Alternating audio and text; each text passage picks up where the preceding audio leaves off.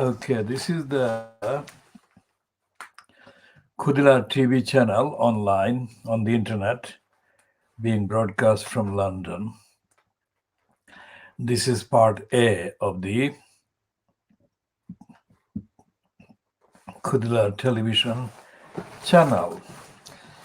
And this is on the theme of world exclusive diagnosis of Fleet Street.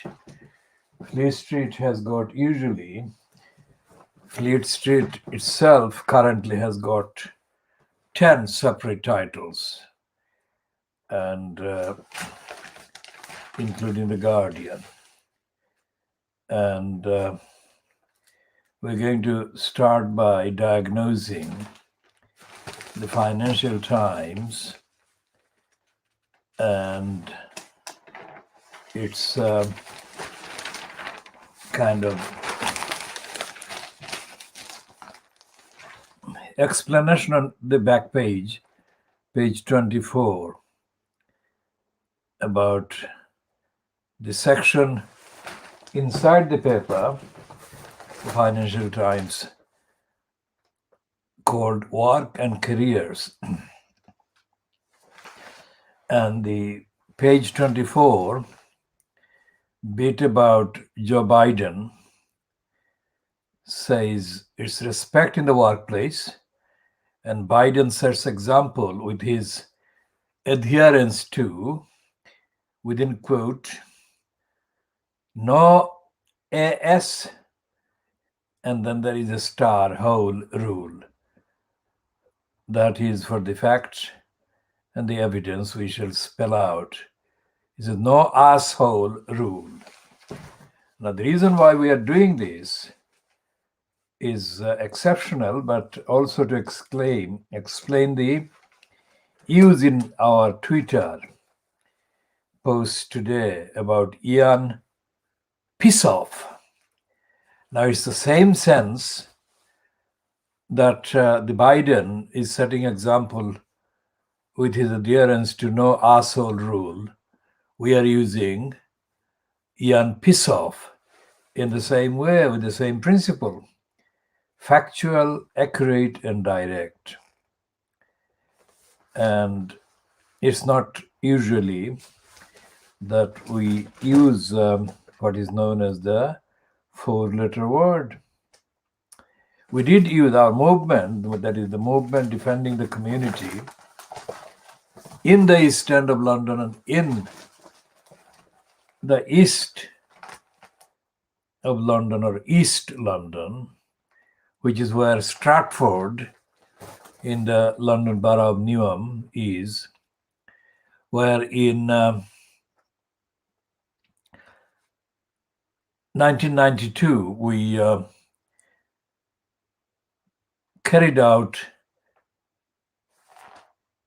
January, February, March, April, May, June, so about 6 solid months long action against the racist regime at the then Stratford School.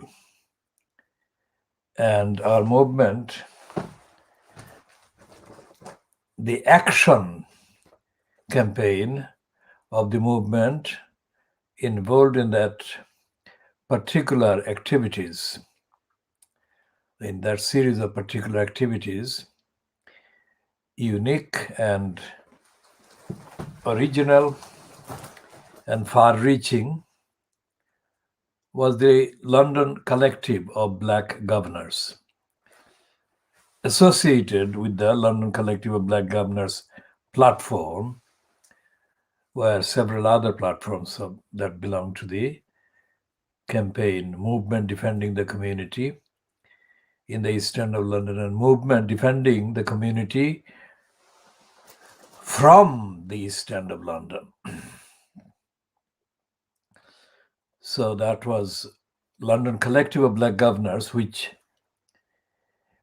had been originally called London Black Governors Collective, but that was grammatically and in terms of communication weak. So we gave it a direct expression, London Collective of Black Governors. And that was, the London Collective of Black Governors was democratically, if you like, taken control of by myself as the elected secretary, and I was elected at the annual general meeting of the what used to be called London Black Governors Collective, held at a school in the London Borough of Camden. As the London Collective of Black Governors is part of the number of action platforms that the movement defending the community in the East End of London and from the East End of London created. And apart from the London Collective of Black Governors and the Black Parents Association, the Black Parents Journal, there was the need to set up the organization whose acronym is a word in Bangla or Bangladeshian, probably Sanskrit and some allied languages, and it means future, education, future. And it was given the name by myself, as usual, African Asian Governors and Managers in Education in the UK. So it's Agami UK. Agami is future. So we shall be talking more about these platforms and initiatives at particular length at the given time. But this one, no arsehole rule, and our use of the name Ian Pissoff for the editor of the Private Eye, we gave him that name shortly after he was given the spot of editor by Richard Ingrams in the middle 1980s. But the Ian Pissoff was not printed by Private Eye itself until we retorted to and exposed the racist and idiotic kind of references to the campaign against the racists of the Stratford School. So Ian Pissoff published a number of letters by me calling him Ian Pissoff. Now that word Pissoff was later copied in a letter that I saw written by Gary Bushell.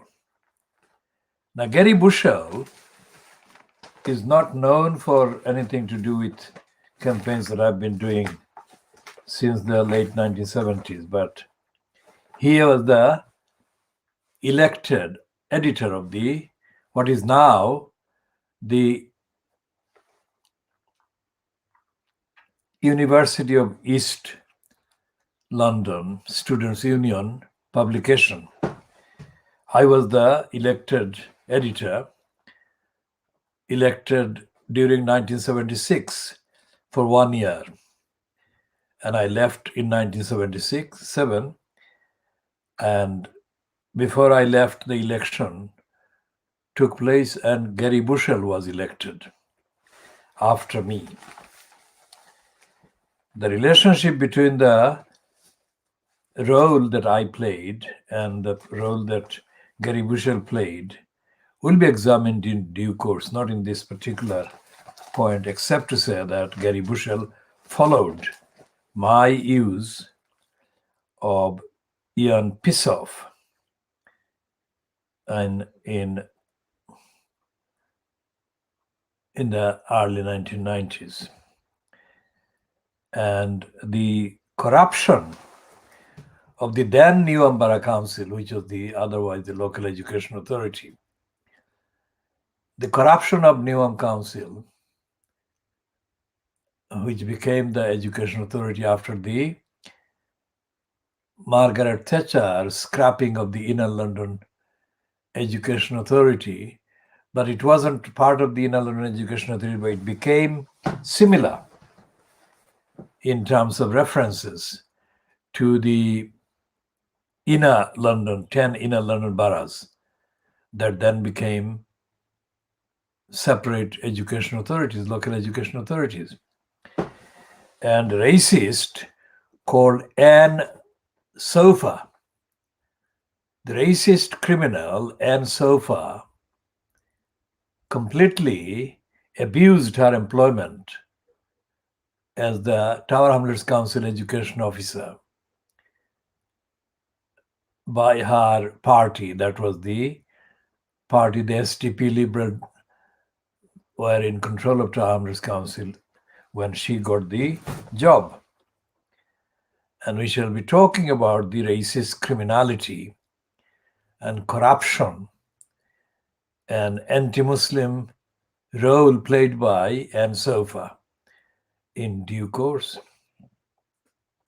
So what we're talking about here is that it's not just diagnosis, world exclusive diagnosis of the headlines or the contents, literal contents of the Fleet Street newspapers, but going deeper into the backgrounds, into the thinking and into the agenda behind the headlines and behind the kind of narrative that is peddled by the Fleet Street papers. So there's one item on the Joe Biden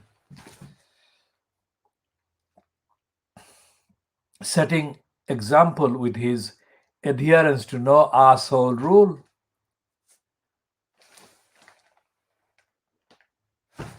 Now,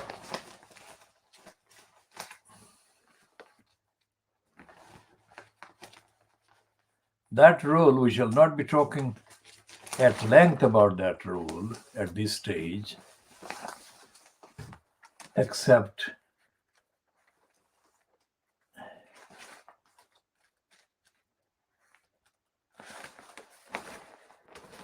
refer to the use of the word arsehole. And as of this date and this date's kind of coverage in the papers of Joe Biden since his inauguration, it looks like Biden has already begun the process of lowering the profile of the office of the president considerably, which ceteris paribus, that is to say, other things remaining the same, as Schumpeter would say, and Schumpeter is not the Schumpeter, the German Schumpeter, but Schumpeter, the MC College lecturer, economics lecturer who was called after Schumpeter. More updates on the MC College Schumpeter in due course. I'm talking about the early 1960s in the MC College. And here is the piece under management that is on the topic of management by Andrew Hill. And the headline is Biden's new tone, respect your staff and each other. So that's the Biden no asshole rule. On the left of the screen is the insert page of Joe Biden. And there is the detail of the copy elaborating on that no asshole rule. And that is the Andrew Hill who is saying,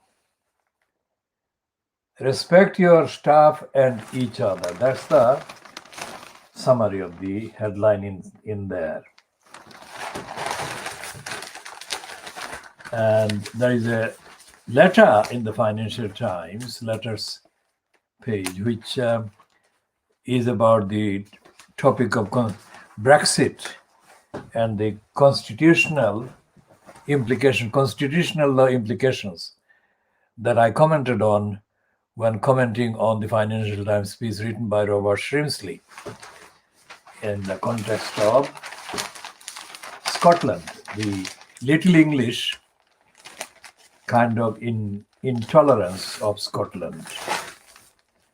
And I can say that during the whole process of Brexit, just after Dave the Cameron announced the stupid Brexit referendum, I had been pointing out, but it's a deserted place, London, intellectually, contrary to the image. Day to day, one-on-one level, London is intellectually moribund, in a morose state, in a state of inaction and inactivity. So although I did point out every single time I had to comment on Brexit, I had to say the constitutional thing, that it was the most devastating attack on the legal framework that was undergoing construction under various EU directives, etc. And what I meant was, and what I mean was, and is, that given 500 years or so of looting and plundering and thieving and stealing, the British imperialists, it was incompatible with constitutionality and due process, despite the fact that the phrase due process has emerged in the subsequent years. The British, or Little English, are intellectually in a dark age. And although the European Union, or the economic EEC, or common market, whatever, it was initially a marketing kind of thing, a market thing and a business thing. The unintended benefits of what became the European Union were a stunning package of constitutionality, internationality, objectivity, and accountability that were introduced, now under construction. That is what I said. But the beginning, the tendency, the aim was very much one that would liberate Little England, or Little Englanders, and the benefit would spread to the millions, being denied enlightenment, fairness, justice, accountability, democracy, and all that. So I said that for 4 years up to last year, and I'm still saying it. And I have not seen anyone come anywhere near the breadth or the depth of what I have been saying.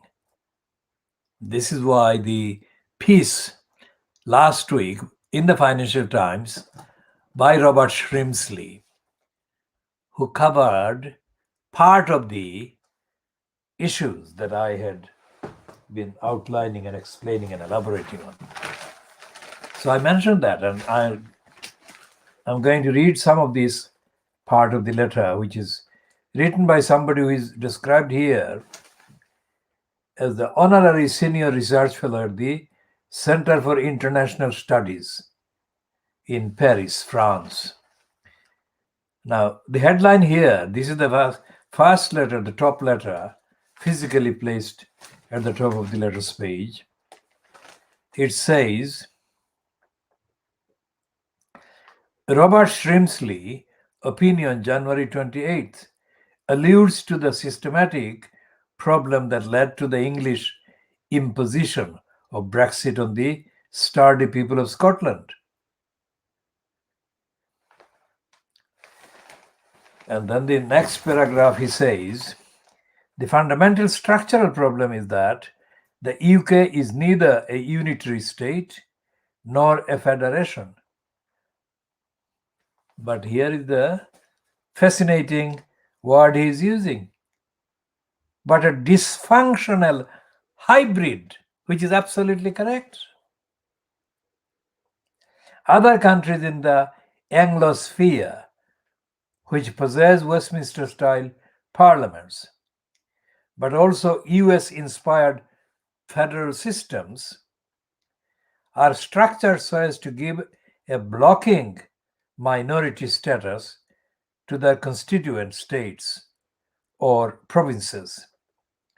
This is seen to be the price to be paid to maintain national unity, while respecting the different circumstances and histories of those constituent parties.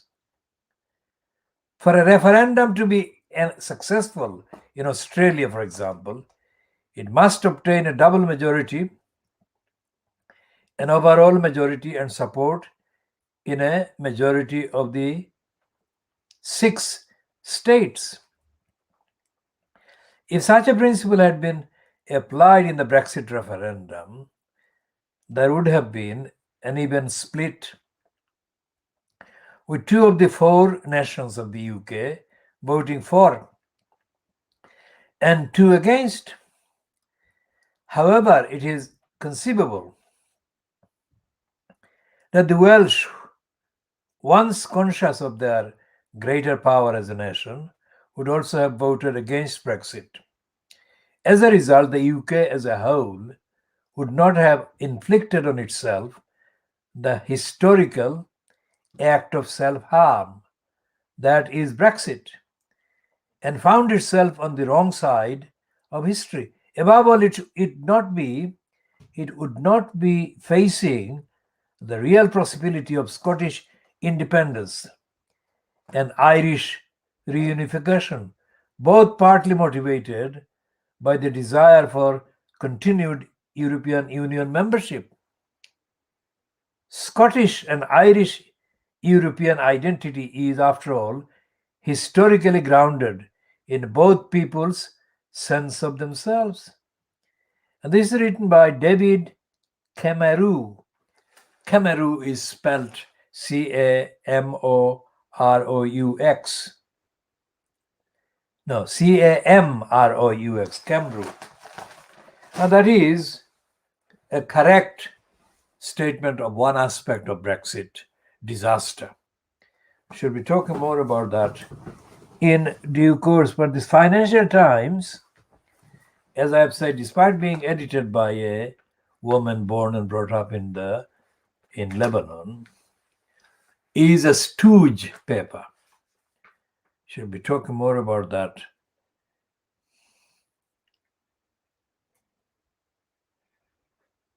And the Times is following the propaganda for Aung San Suu Kyi. It says Aung San Suu Kyi is arrested amid military coup in Burma. That's absolute rubbish. That is a diversion that the regime organized in order to avoid the trials pending,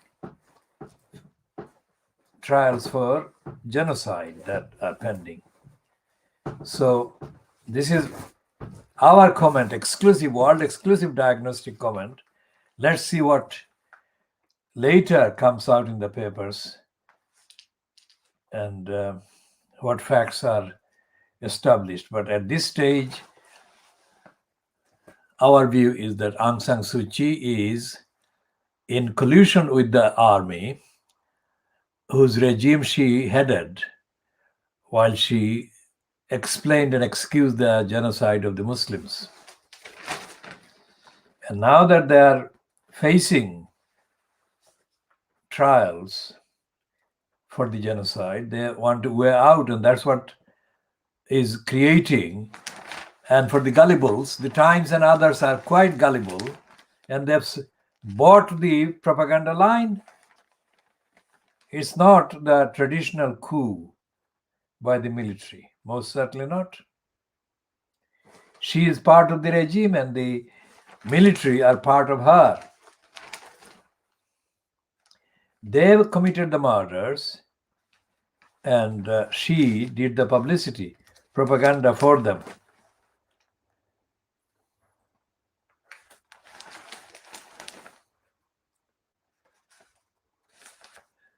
Now, there is a stupid headline in the Times today about the school closures costing each pupil £40,000 in lost earnings. Now, multiply that by decades of attacks on our movement, and you can see how billions are added up in the lost income and losses otherwise incurred by us. And the losses and the damages are continuing to be multiplied every day. And I've got in the Sun, page one piece about the 100-year-old Captain Tom, who is in hospital at age 100.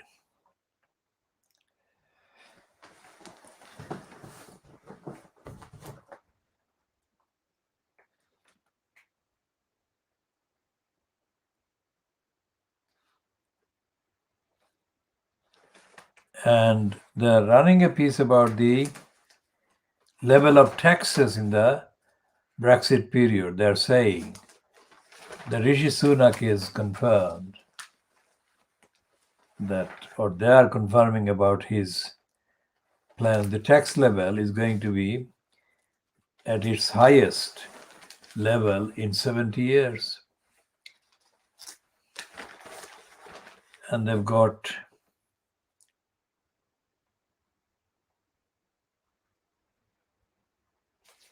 a 2-page spread about explosion in the growth of cannabis during the lockdown.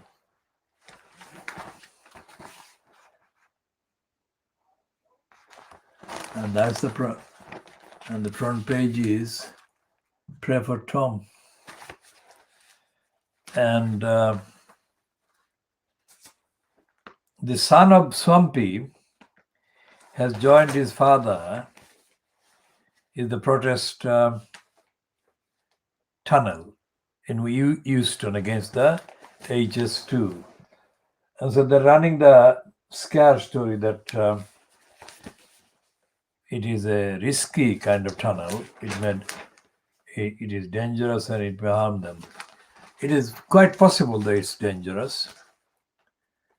We accept that. But would they say the same thing about would the scum of Dirty Digger Murdoch show the concern about the thousands of trees being destroyed by HS2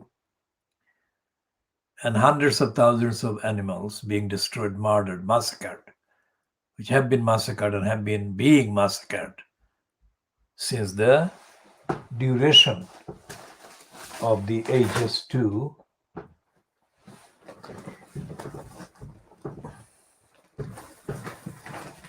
that is going on? Well, there is a piece, very surprising piece in any Fleet Street paper, but this one is the I newspaper on the back page, talking about the Manchester United, the football club, talking about racism at all. And it's saying United speak to social media firms about racism. We shall discuss that later.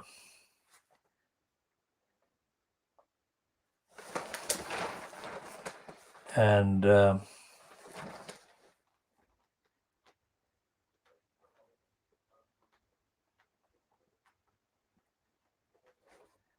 they're talking about robotic pets seeking approval from the National Health Service. We shall talk more about that as well.